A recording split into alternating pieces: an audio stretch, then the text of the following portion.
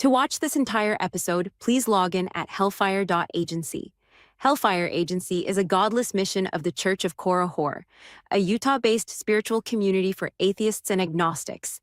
We do our best to research topics, but we are humans who get things wrong sometimes.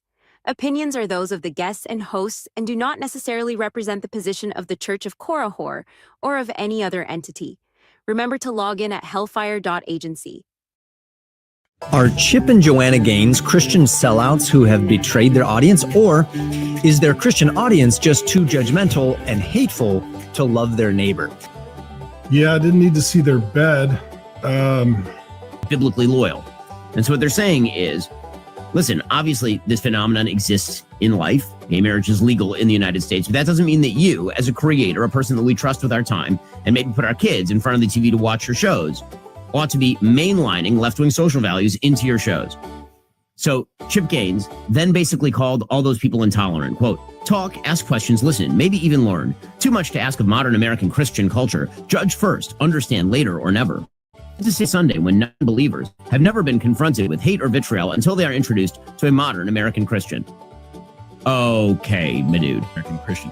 Now, he was absolutely shredded, as you can imagine, on this. Justin Peters responded, you yourself have said you know little of the scripture, so perhaps you who need to learn, Chip. Joel Berry says, I'm just sad. Lesbian movement. If I disagree with a gay person, then I'm a homophobic. I'm intolerant. It's not that I'm a homophobe. I'm not afraid of them. I'm not intolerant. I just have a different opinion, a different view. And the same thing, you know, with anybody that disagrees with them, they demonize you. And I would say to Muslims in this country, if they want to practice Sharia law, go back to where you came from, to those nations that recognize Sharia law. But we have our own laws here.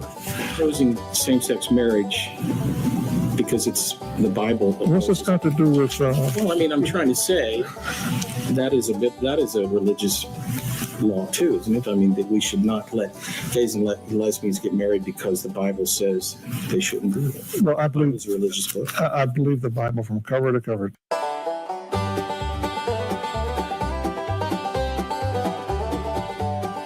Big top goes up, preacher works the street. Come find Jesus at the meet and greet.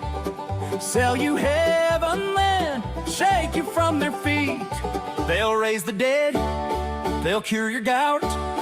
Pass the plate, take a pass on down, 'cause charlatans never change. Say it in that holy name.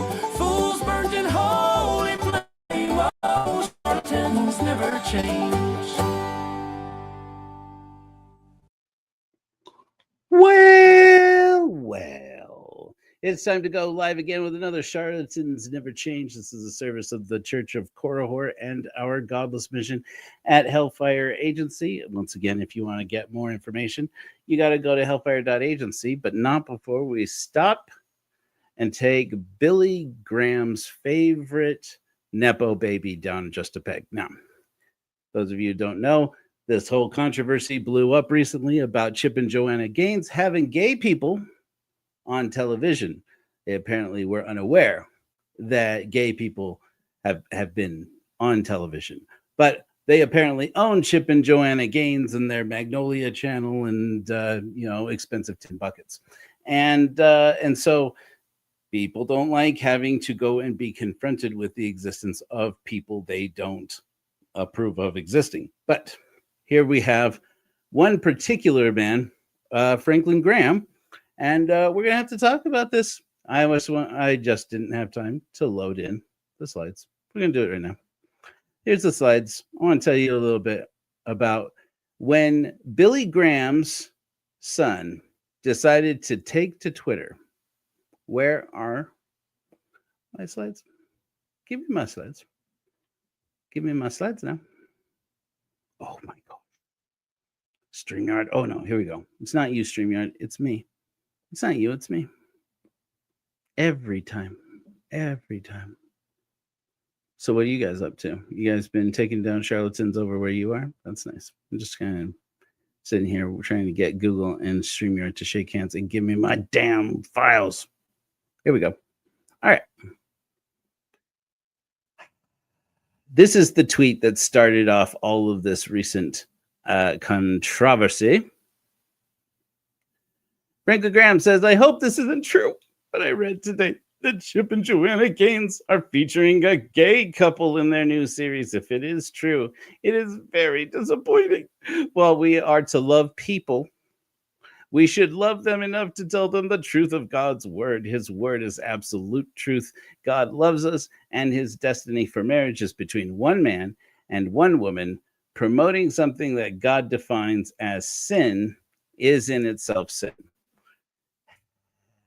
Well, here we go again. Needing to educate Christians about the Bible. Okay. I just want to clarify, fight me. I'll be taking your applications to debate. There is not a singular, not one remote. There is not in one or one half of a verse in the Old or New Testaments that prohibits Christians from supporting gay marriage. If you say you don't like gay marriage because of Jesus, you don't.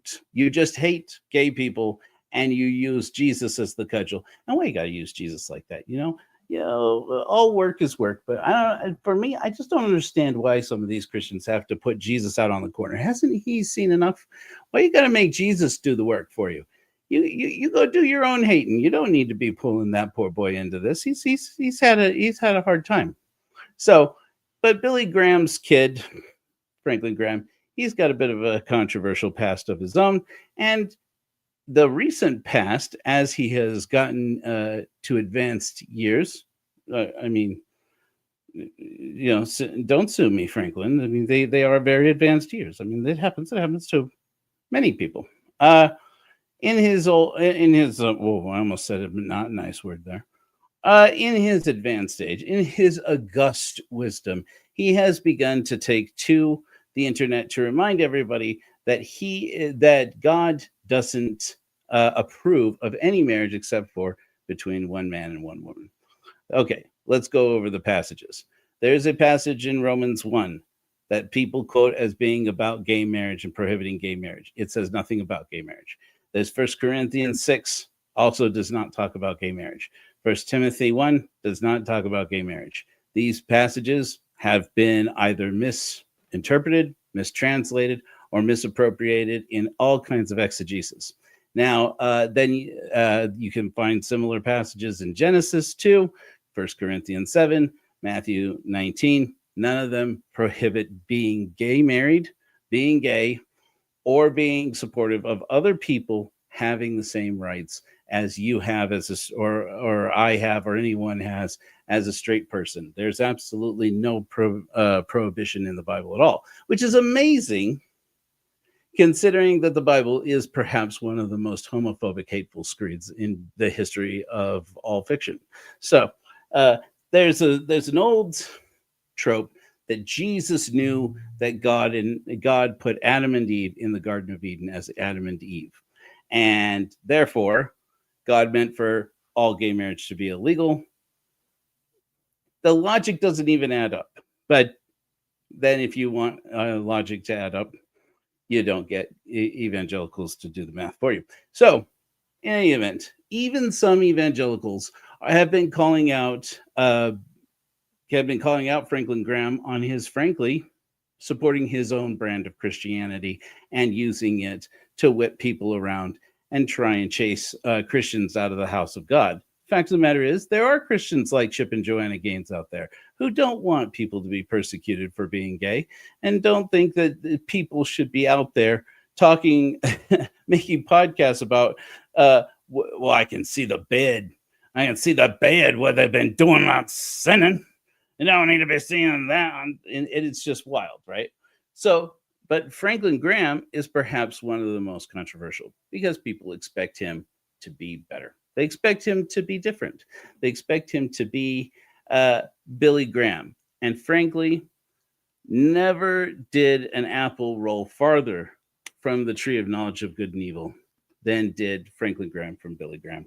And not to say that Billy Graham was a saint. He certainly was not. I don't know him to have been an especially vile person. That's maybe where Franklin is a little bit of a different sort. That's an opinion of mine. But let me show you a little bit more about why this is controversial on Twitter. Okay, so that's Franklin Graham. That's his tweet that set off with the whole evangelical world saying we're all lining up for once behind Franklin Graham. That's not always been the case. Okay, here's an interesting tweet. This is just from a couple days ago. Franklin Graham posting this X, saying, "Thank you, President Trump, for standing for law and order." Basically, this is a picture from a video in which they're talking about the recent federalizing of U.S. troops to try and crack down on crime in Washington, D.C. Now, you got to understand, before we get into the story of Franklin Graham, his father, Billy Graham, the very famous evangelical minister, preacher, reverend, really evangelical, I think. I don't know. Can you say that goes back? They were just Christians back then, Christian preachers. I guess maybe I don't know, but that's the way I always understood it. They were Christian preachers. And Billy Graham, he was just about the most tame for his day, but he was extremely popular. Even Franklin Graham and his siblings grew up watching their father on TV when people, and listening to him on the radio and stuff. They knew him because he was always traveling around. They knew him remotely because he was always going around having these revivals all over the world. And he was extremely popular. There were a lot of Republicans and a lot of conservatives whose values closely aligned with Billy Graham's, who wanted him to get involved in politics. And he didn't, generally speaking, because he thought that was a violation of church and state. Franklin definitely threw that out the window. And we have to get into, at some point, when did that actually happen? When did it change? I'm going to come back to these tweets here. I just want to tell you real quick. I want to give you a quick understanding of the strange charlatanry that is our friend Franklin Graham. Let me explain to you about something. Okay, Franklin Graham was the son of famous preacher Billy Graham, and he runs two big Christian organizations, Samaritan's Purse and the Billy Graham Evangelistic Association, big Nepo baby Jesus Trust Fund. Over the years, his pay from these two groups has sparked a lot of debate. The first big controversy came in 2009. News reports showed that Graham had made more than $1.2 million in 2008 because he was taking a full salary from both Samaritan's Purse and the Billy Graham Evangelical Association, the BGEA. Now, supporters said that part of that was retirement pay that got counted all at once, making the total look bigger than normal. But still, critics pointed out that BGEA had just laid off dozens of employees, while Graham was making more money than almost anyone else in the nonprofit world. Now, facing pressure, Graham announced in October of 2009 that he would stop taking a paycheck from BGEA and only keep his salary from Samaritan's Purse. But guess what? In 2011, BGEA's board put him back on the payroll, saying that he deserved compensation for his leadership. But this move revived complaints that one man should not get two full-time CEO salaries. So over on one side, Samaritan's Purse, they actually are a Christian organization, actually does good work. They go out, they're first responders. They create camps or like basically field hospitals and so forth, where they go out and actually help people. It's actually a really good organization. Is it a good enough organization that he deserves to get paid? From what I understand in my research, he gets paid more than the president of the American Red Cross. An organization whose revenues amount in billions of dollars. And, his little fund, does he deserve to get paid more than that? I guess that's up to his board to decide, but at some level, shouldn't there be a standard? I mean, it does make sense that watchdog groups have been pointing out if he's got time to do that and to go out and preach for Jesus, why has he got to get paid hundreds of thousands of dollars a year, maybe millions of dollars a year, to go out and moonlight at both jobs? It's weird. By 2015, the Charlotte Observer reported that Graham had earned about $880,000 in 2014. That's $622,000 from Samaritan's Purse and $258K from BGEA. Now, once again, he told BGEA to stop paying him. Please, you guys, stop with the money. I mean, all this money. I mean, just Jesus' money. I could give it back. I'm not going to, though. I'm not going to give it back. But you just stop throwing money at me. Now, some watchdog groups also pointed out that his pay was 40 to 50% higher than leaders at other top U.S. charities. So, I don't know. You tell me. You know, there's a thing. There was this one hippie who has to come off the chain to the whole world talking about how you can only love God or love mammon. You can, man can serve two masters. It's like, sit down, hippie. This is church. In 2016, BGEA changed its legal status to a church. Now, we've talked about this here at the Church of Korihor. Well, this is Hellfire Agency, which is still the Church of Korihor. You change your legal status to a church. In 2016, the Billy Graham Evangelistic Association, BGEA, Google, no one asked you. its legal status with the IRS. From I already nonprofit did the to an research. Association of Churches. This change means they are no longer required to file the public form 990, I know this, Google. which details financial information. Thank you. Nobody asked you. It's getting creepy, man. It's getting creepy. I'll call you when I want you. Strange. That meant it no longer had to file detailed public tax forms with the IRS, including salary reports. That was weird, right? While the group said it would still be transparent, in practice, the move made it harder for outsiders to track Graham's pay. It's a big black hole compensation.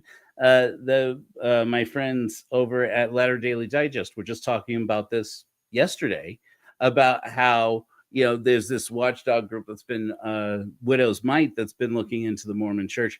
Basically, they've pulled together a report saying, as best as they can figure out, the Mormon Church owes at least $90 million in taxes. And which of course is a pittance compared to the hundreds of billions of dollars in assets that they have. But basically that they'll pull any tricks out there to hide revenue because it's easier for a church than it is for just about any other organization in the country, in the world, really.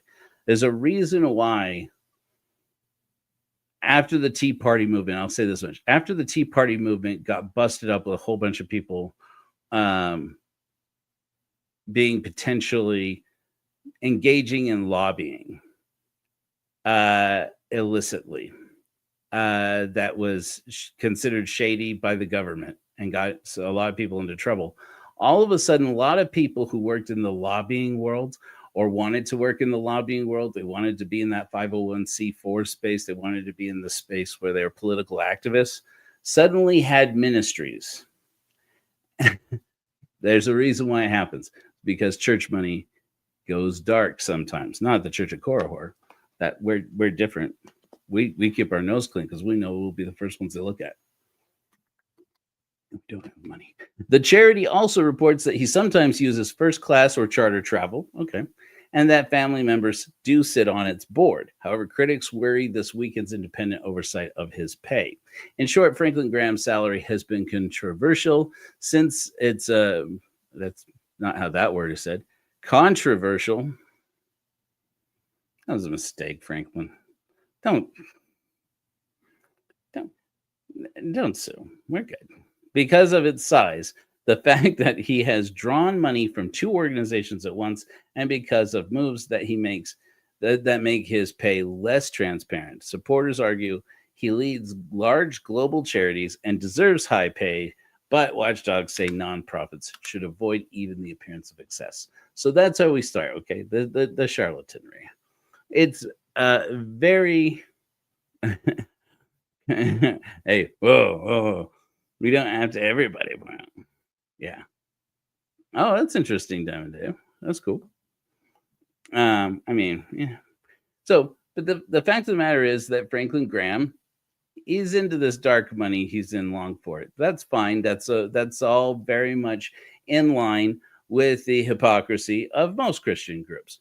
But the reason why suddenly he's willing to take significant risks in showing that he's crossing that boundary between preaching for God and preaching for Donald Trump has been pretty peculiar lately. Now, it was Graham and others besides him who had started meeting with Donald Trump back during his first run for the presidency and encouraged him to do everything he could once he got into office to weaken the Johnson Amendment and to weaken any provisions that would prohibit the church leaders from endorsing political candidates. But even before that, any measures were taken when Donald Trump's first presidency started in 2017. And he did actually he did sign an executive order specifically to make it easier for preachers to endorse political candidates like him from behind the pulpit. Now, not that they weren't doing it anyways, but it was just one more way in which they were trying to increase the amount of power that the church has over the state. Now, but even before that, Franklin Graham was out there talking about how much he loved his favorite president, the person he is now saying is his favorite American president. Okay, I'm taking it a little out of context. I'm being generous with setting up the clip we're going to watch here in a minute. This part is not part of that clip, but basically recently the suggestion was made to President Vladimir Putin, if you don't know, of Russia, is another country, that Franklin Graham told Vladimir Putin that a lot of us Americans wish he was our president. Interesting. Let's look at some of these tweets again. Not all of them from Frank. Let's get some tweets from some other people here. Okay, so here is Lynn Elsridge, MD, pointing out some clips from pictures and from different, basically pictures of a trip that was made in 2015. In 2015, apparently our friend Franklin Graham went to Russia. And while he was in Russia, he decided he got an invitation to go and meet with the Russian Orthodox leadership out there, which is a strange bedfellows, number one. Apparently made some friends in the Russian Orthodox Church and got personal meetings with Vladimir Putin. All of a sudden, there was in 2018, there was a cover of Decision magazine. You'll see up there in the corner of your screen, which is a magazine run by the Billy Graham Evangelical Association, featuring Vladimir Putin on the front cover. Basically, since 2015, Franklin Graham has been talking the world over about how much he loves Vladimir Putin, thinks of Vladimir Putin's policy against against the promotion of the gay agenda should be the policy here in the United States as well. Pretty much pretty much the most disgusting thing that you can imagine. And he suddenly started leaning into it right as sanctions started to fall on Russia, right as the Russian government had started its incursions into Georgia and into Ukraine. The first moves to overthrow the government in Ukraine and to take over and quote unquote annex Crimea. So the Crimean Peninsula. So you see this socio-political agenda suddenly taking shape, and all of a sudden you have all these American figures on the American far right being invited to swanky trips to Russia. And one of them is our boy Franklin Graham. And so he goes to Russia. Suddenly he loves everything about the way that they're doing things over there. Now, I've introduced you a little bit to a little bit of this controversy, but perhaps the most controversial thing for evangelicals inside the Christian community is when it became known that basically ever since the incursions, ever since Russia's invasion into Ukraine, Vladimir Putin has been especially nasty to evangelicals. This Time magazine article that you're looking at here says in the second paragraph, evangelicals are, oh gosh, I wish I could, hold on, let me see if I can blow this up. I mean, figuratively. Yeah. Let's see here. Okay, here we go.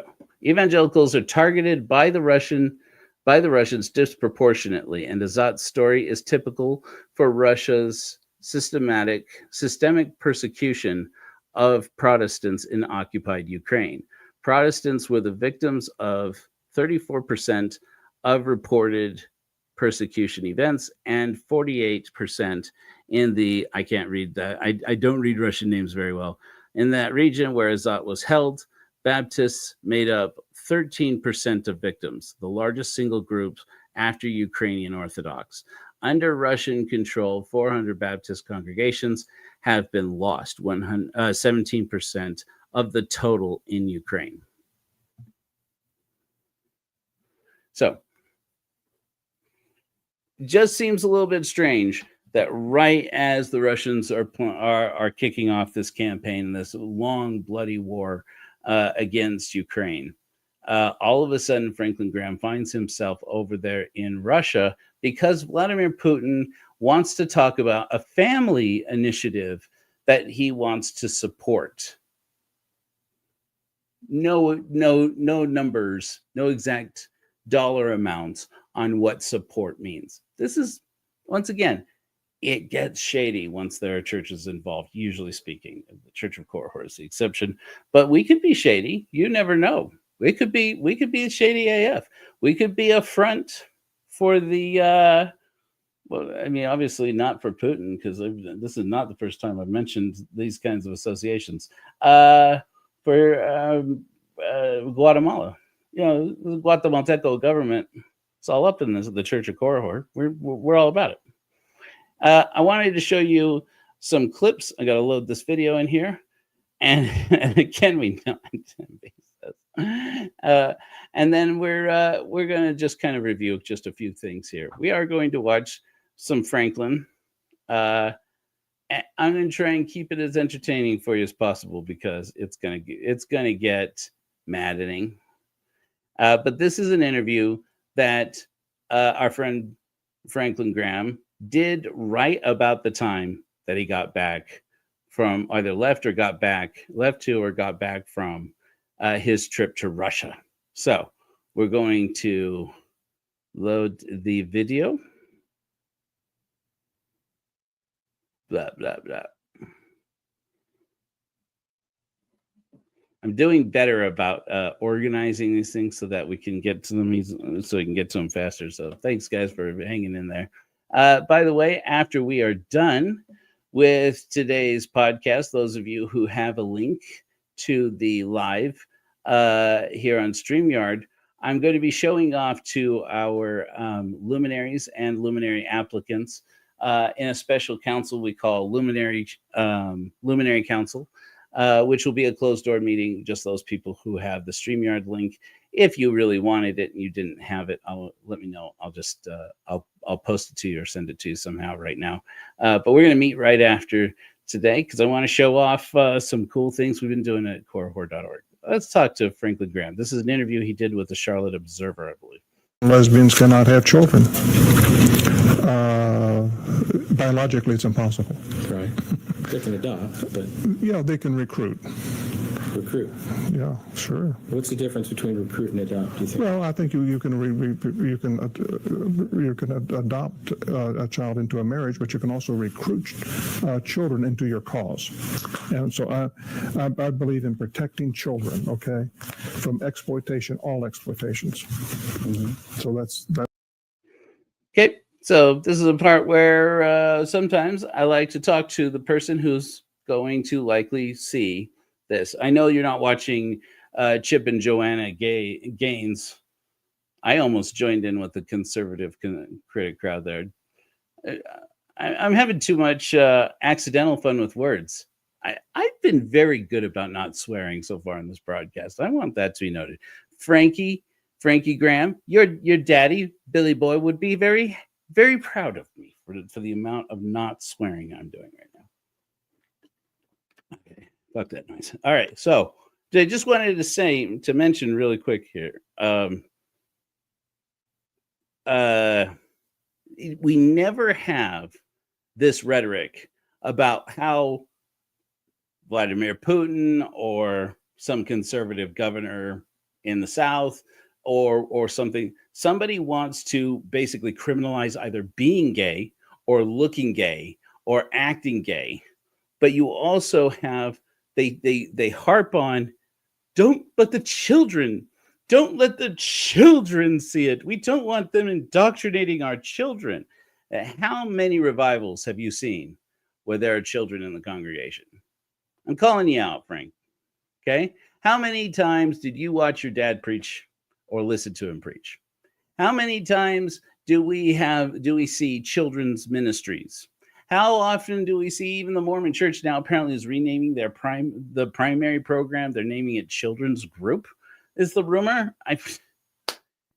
Why does any church have a children's ministry? I, the first herald and spiritual leader of the Church of Korihor, would like to know, because we don't recruit children. It's against our policies. You cannot convert to Korihorism until you are of legal age where you live.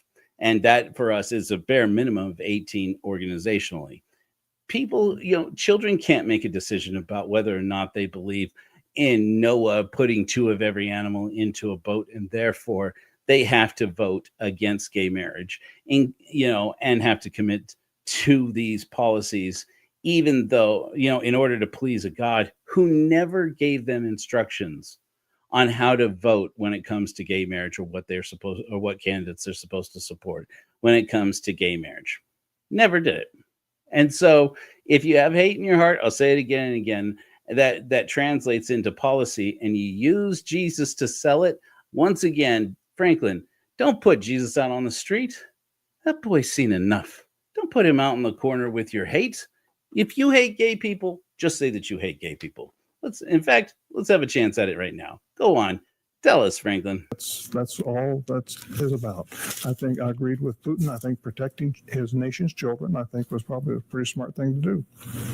I was very clear. I supported Putin in his decision to protect his nation's children. And I think our Congress needs to do more in protecting our nation's children. Congress, our president, and others are going forward with an agenda, a gay and lesbian agenda, and many in the Congress are following them.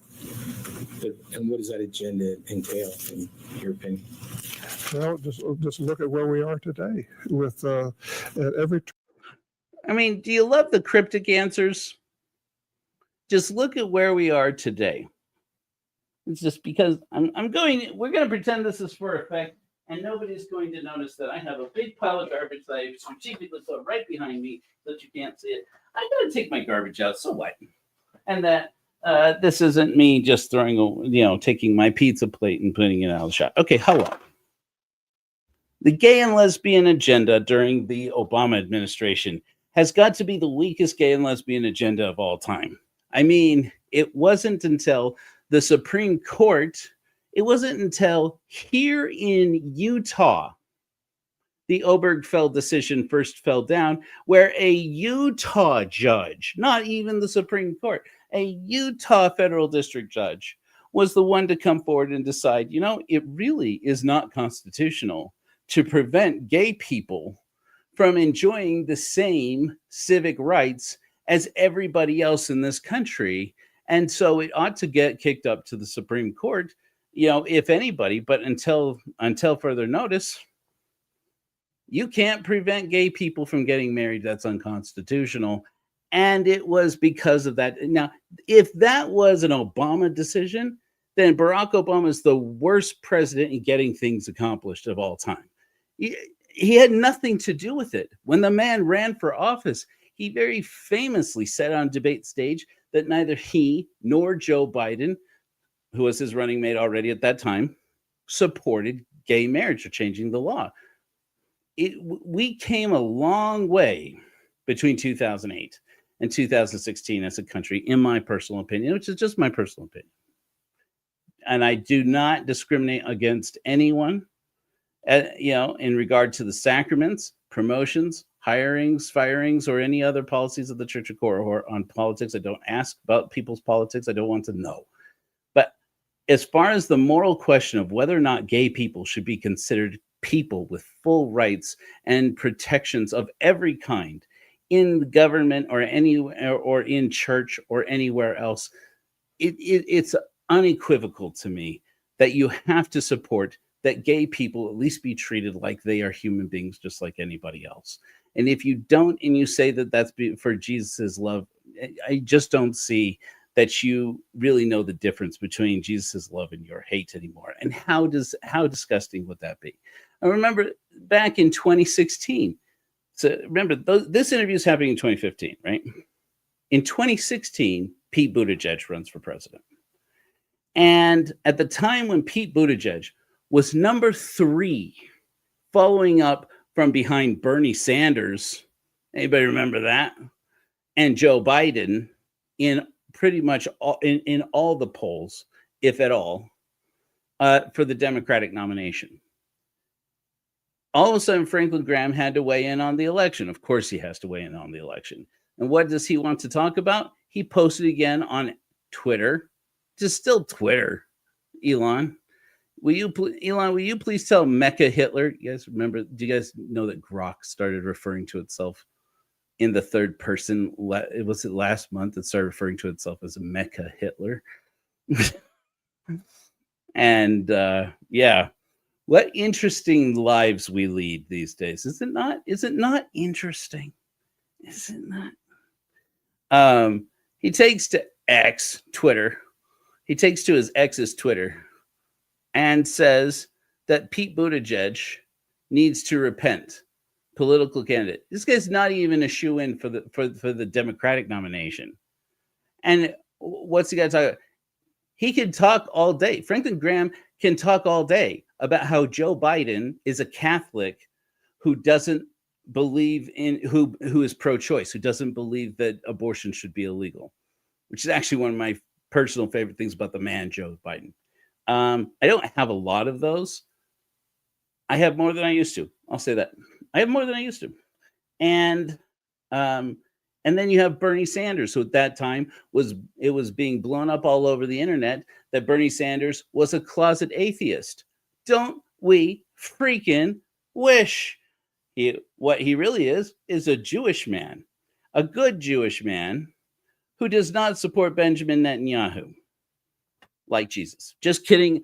Jesus was not a Jew. Jesus was a white man from Oxford. Just look at the paintings.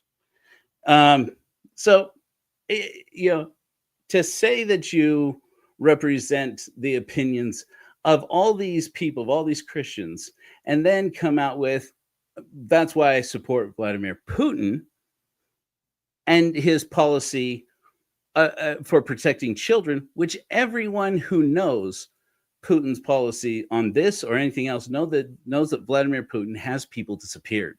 He has people shoved into a vehicle and taken away and never heard from again. Does that sound familiar at all? I wouldn't know. I don't watch the news or weigh in on politics. Let's keep listening. The gay and lesbian agenda is being pushed by this administration, and marriage, for example. Sure, of course it is. Okay, of course it is. Okay, but anyhow, that's enough on this issue. Okay. We've discussed that enough. As far as persecution, I'm attacked all the time because of my religious beliefs, of what I believe and what I say, and there are people who are very quick to demonize you if you disagree with them. The left, the gay lesbian movement. Billy Franks, or not Billy, Frankie boy, Mr. Graham, Reverend Graham, the right and left and up and down Reverend Graham. If you want to know about people immediately attacking you for what you believe or don't believe, try being an atheist. Being an atheist is the surefire way to put yourself into a position where you might get fired from your job. It's a great way to get a Tinder profile taken off of Tinder. It's a great way to get somebody to decide they don't want to see you for a second date. And it's an excellent way to lose a best friend. Being an atheist takes real courage, my friend. Nobody's out here trying to push the whole world over to get to the Christians and throw you guys into the Colosseums. It's not even legal anymore. We've looked into it. A joke.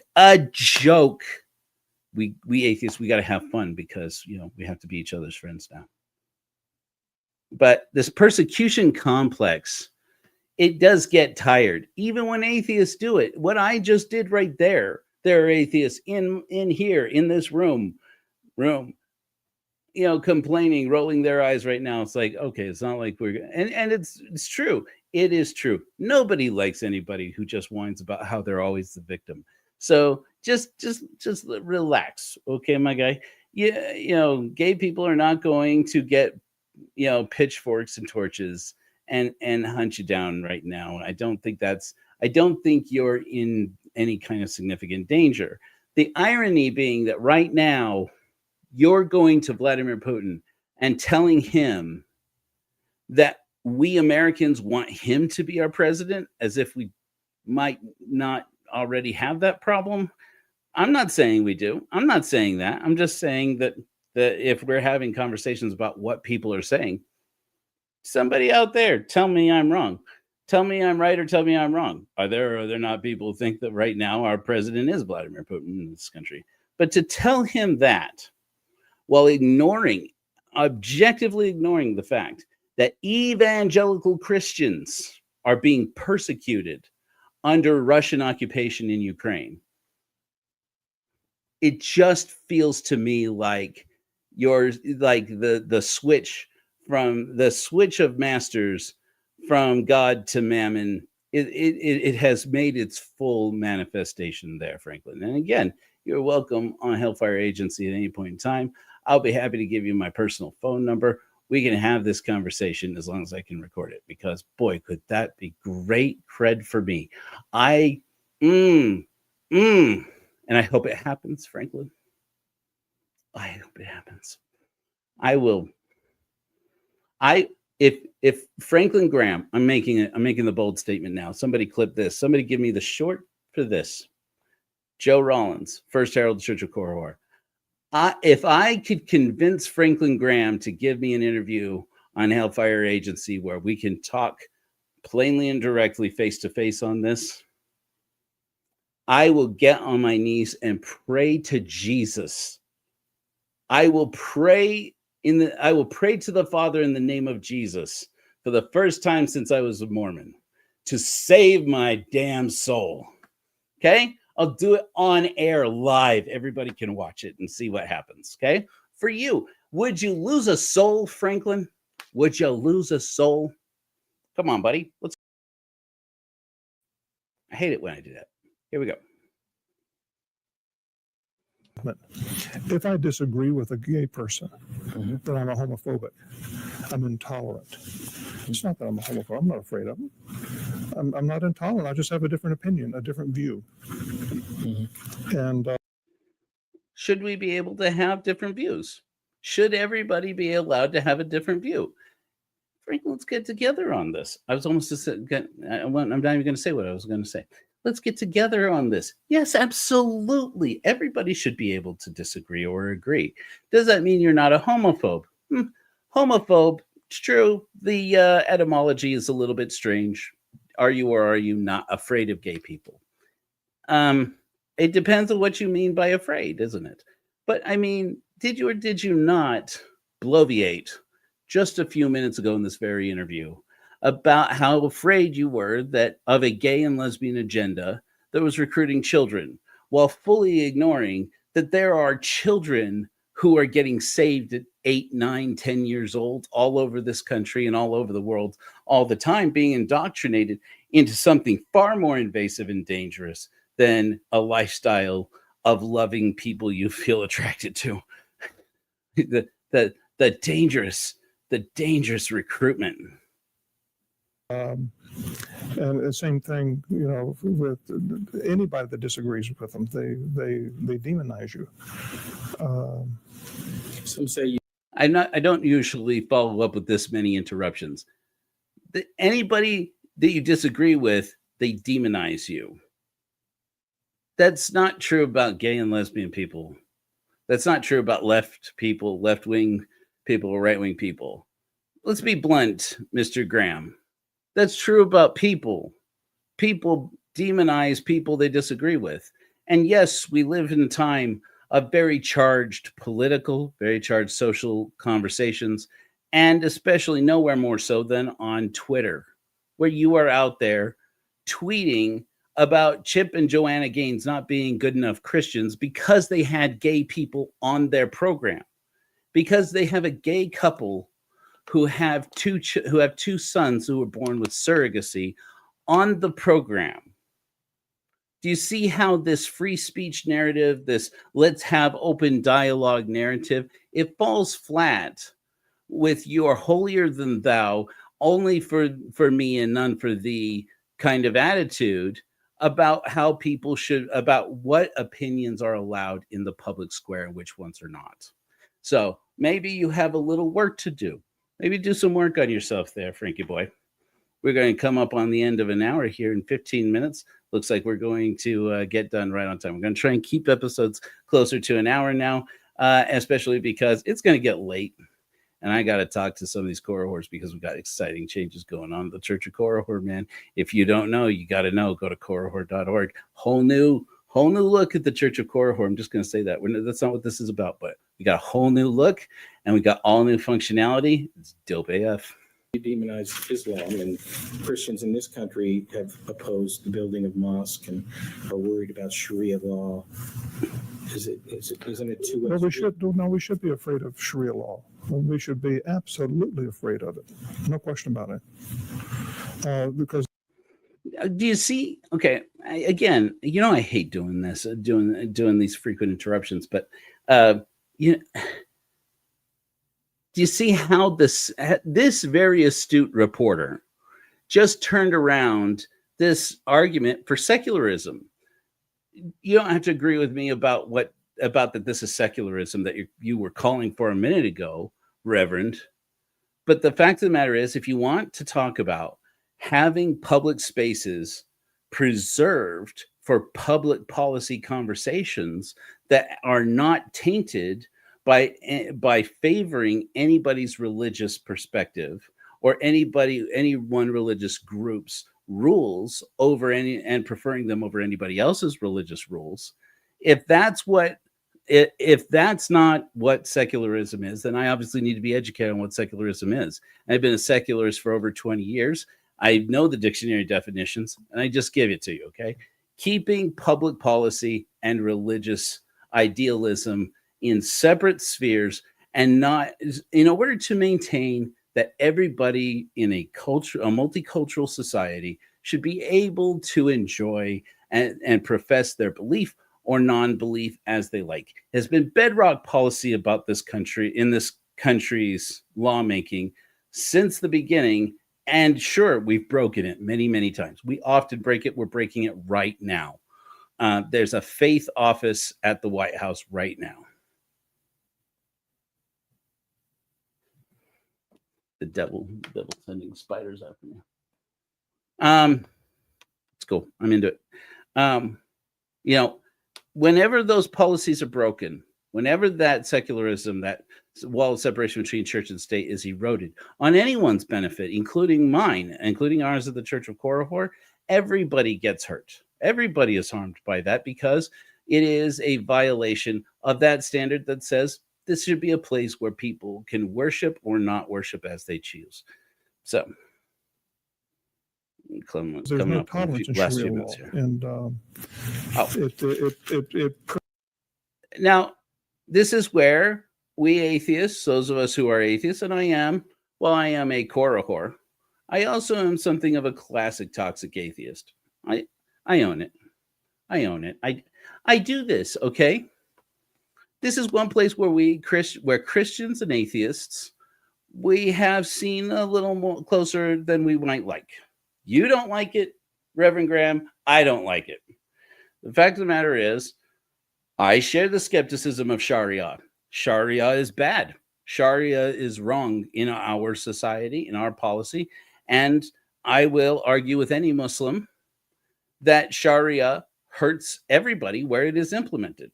All that Sharia means is that the Quran, as the divine will, as a divine manifestation of the will that created the universe, should dictate what public policy means.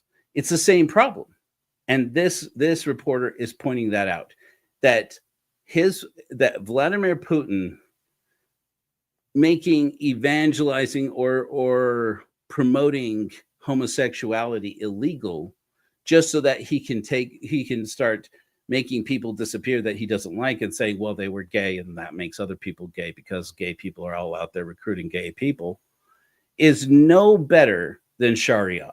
It is, in fact, very much core and central to the policies of countries that practice Sharia. This is not policy that is unfamiliar to people in Saudi Arabia. This is not policy that's unfamiliar to people who have lived in Kuwait. This is not policy that is unfamiliar in Iran. This is policy that is rampant throughout the world of Muslims and Muslim majority countries that practice Sharia. It is, and it's no surprise then that Vladimir Putin thinks he can get away with the same thing. You know, I'm sure I couldn't tell you off the top of my head that I know that the same policy existed ever in Syria. I don't know Syrian history that well, but I can tell you that the history of favoritism between Putin's Russia and Syria, it's famous, you know, and same with Iran. And now we know for some years now, he's been trying to court even Israel onto his side. How you put Iran and Israel on the same side of anything, I'm not really sure, but damned if he hasn't tried. And so, but he likes the idea. He likes the idea of this particular aspect of Sharia, even if they don't call it Sharia. They call it, you know, protecting against the agenda, you know, the same language that now is becoming, unfortunately, way too common. I'm going to put this up there because I happen to be somewhat passionate about that, actually. Okay, so how did I manage? What did I manage to do wrong? I see. Here we go. Okay, I'm going to have to take it down because I can't see my play button. Oh, persecutes those that do not believe in Islam. And I would say to Muslims in this country, if they want to practice Sharia law, go back to where you came from, to those nations that recognize Sharia law. But we have our own laws here. I will say, so remember, this is back just after this 2015 trip, I believe. And this is right before this is right at the time when we're starting to see a certain political individual talking about that there should be a quote unquote Muslim ban. As much as I believe that Islam is no more true than Judaism or Christianity, as much as I believe that forcing people who are not Muslim to observe the practices of Sharia or of Islam in general, as much as I believe that that is wrong, I think it is wrong to force the other people to adhere to your religious standard. As much as that is the case, I would never call or advocate for anybody suggesting that being Muslim should, or that being any religion, whether that is atheist, Christian, Satanist, to be prevented from having the same rights to movement, same rights to immigration as any other group of people. Now, once that an actual quote unquote Muslim ban got into place, and then it was defended by saying, well, when we were calling for a Muslim ban, it wasn't a ban on people who are Muslim, they said. It was a ban on countries that had suspected links to terrorism that happened to be majority Muslim countries. And it's like, well, that's not the same thing now, is it? But when Franklin Graham is calling for a ban, which one is he thinking of? I put it to you. Which one is he thinking of? Remember that after 2001, we all remember. Do you remember 2001? Because I do. Some of you are too young, maybe. I remember 2001. I remember being a scared Mormon missionary in Peru as I watched the towers come down. And I panicked. And I was all about, at that time, when I was a somewhat devout Bush-supporting right-winger Mormon kid, I remember thinking, boy, yeah, take the fight right back to them. Go get them and so forth. Because my view of the world was contained to these hemispheres over here, to this side of the world.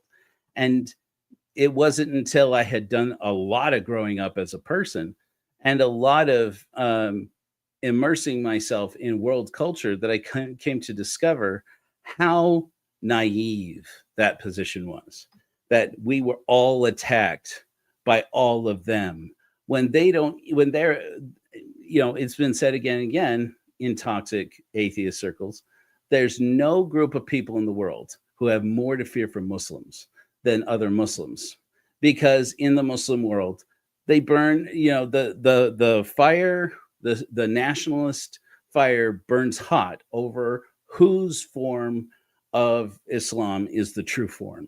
And that shouldn't be unfamiliar to Christians.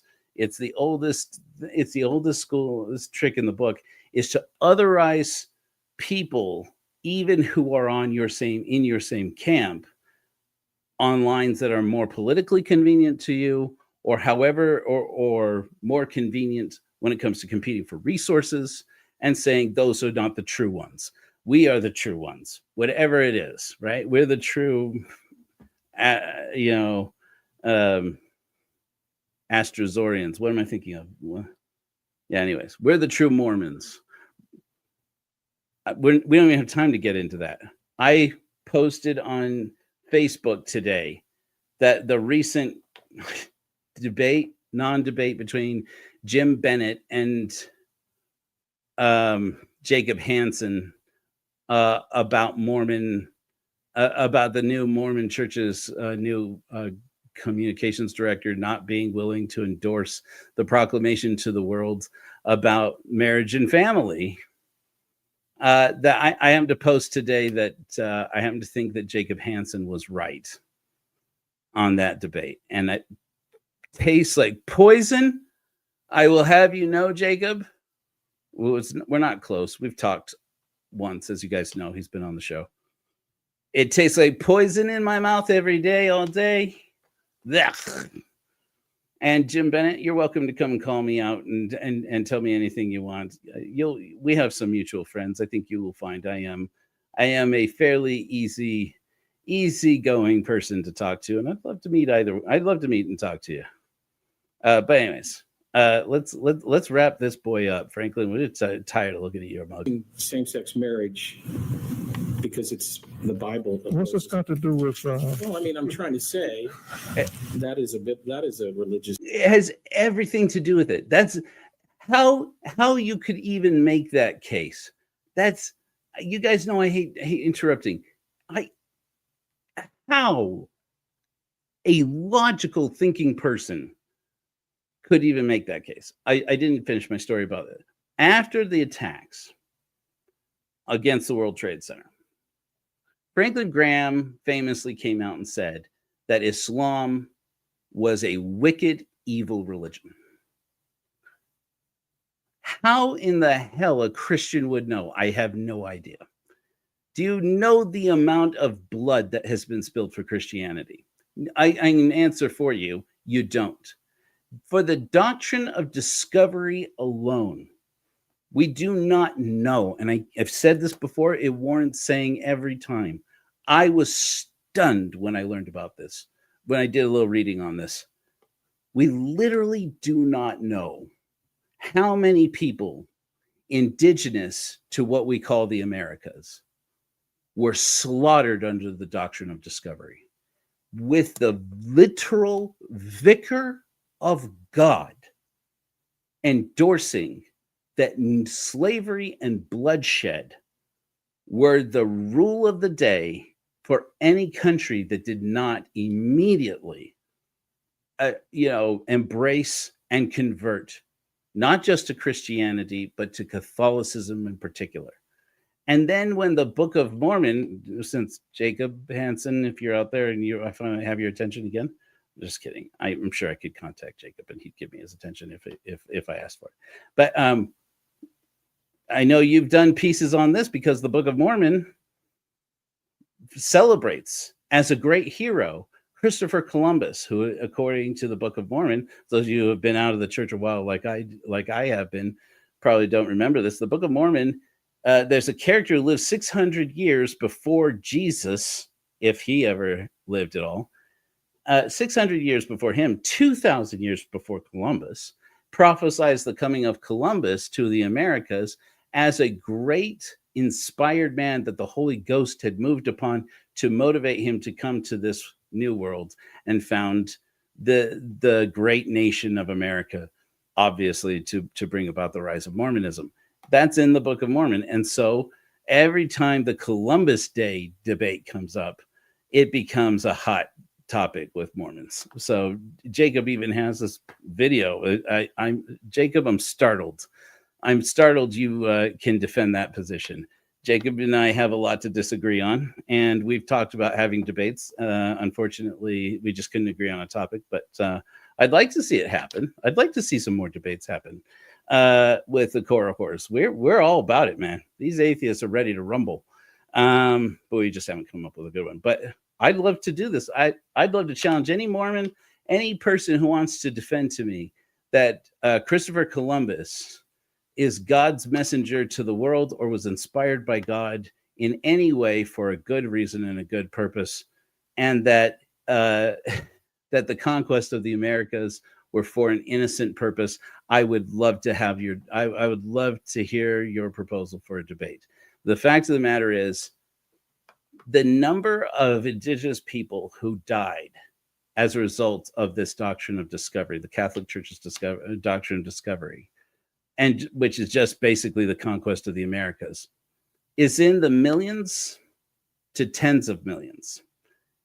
Maybe some have even suggested more.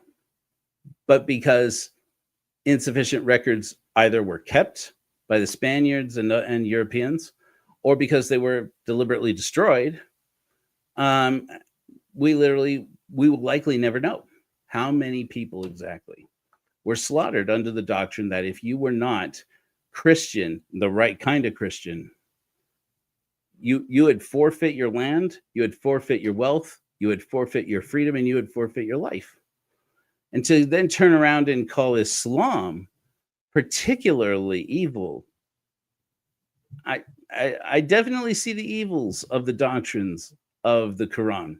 I definitely see the conflict there. To say that it is more vile than the Bible, nah, I don't. I can't defend that.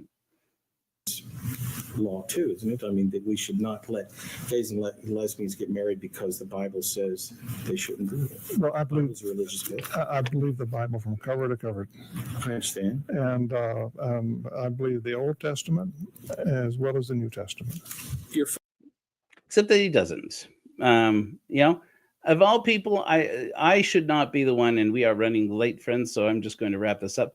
If you were asked to join us for Luminary Council, you should have received a link from me. It's just to the StreamYard room right now.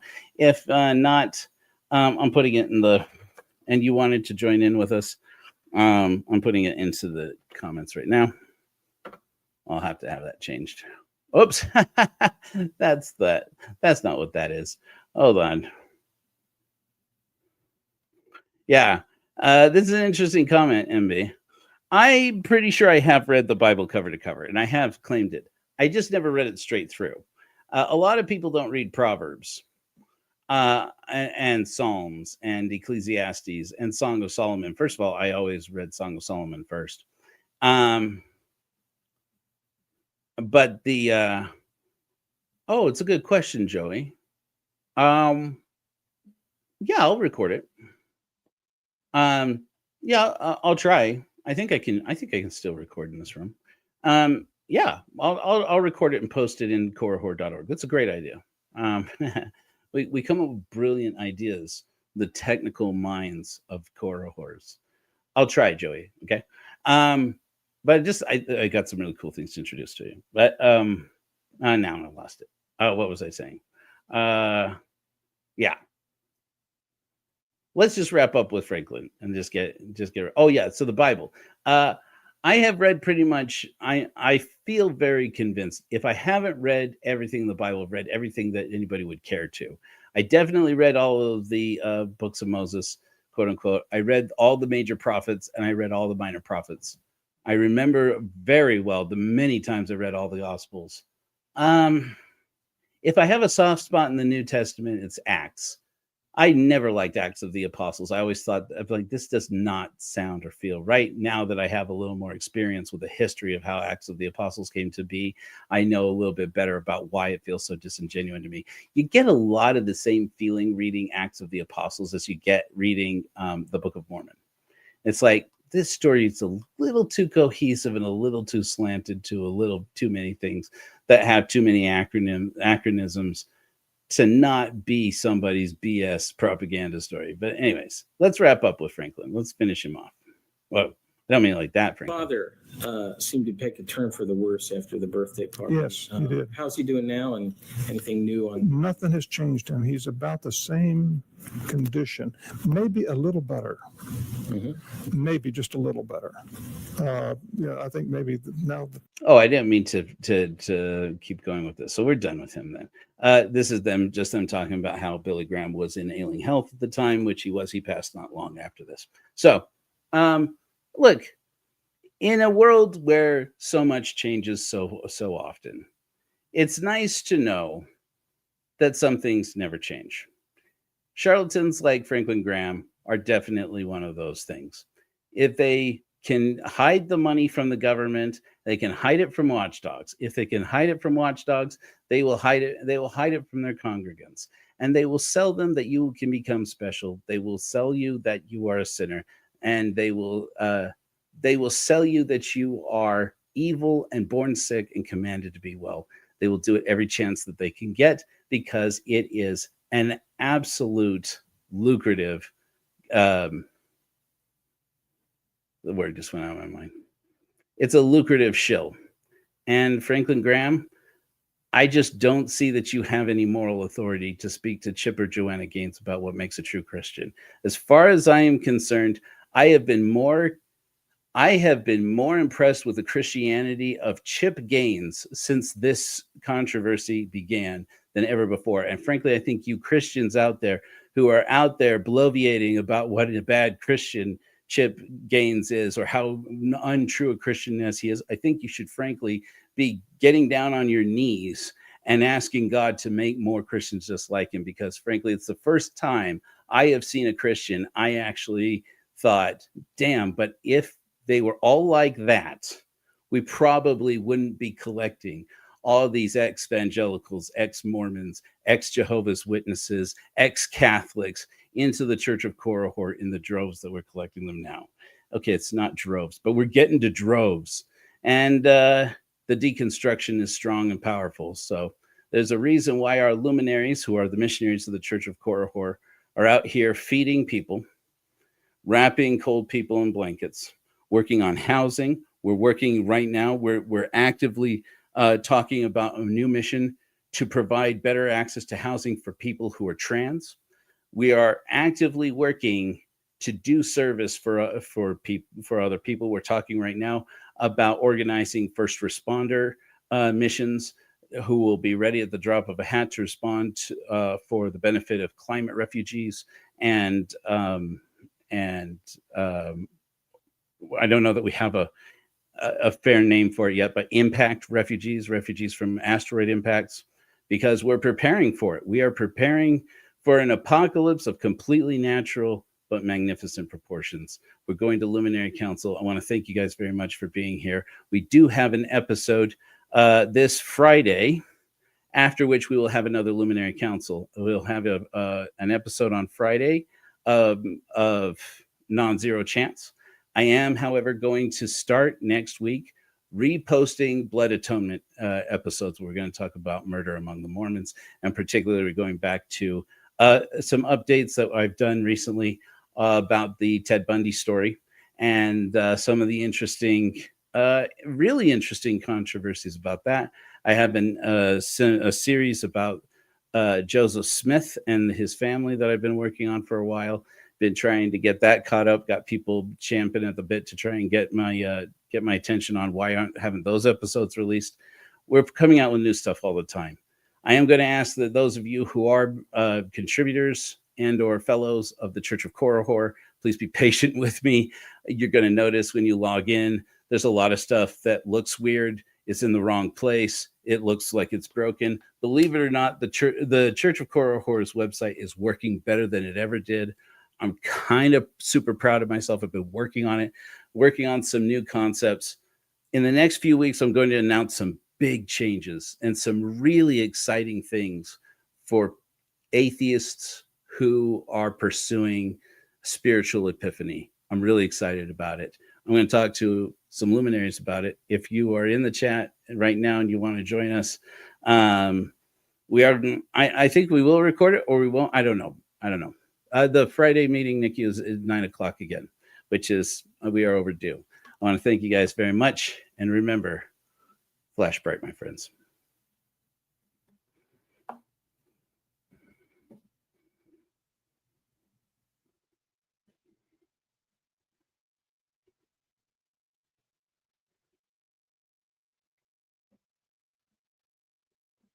End the stream. End the stream.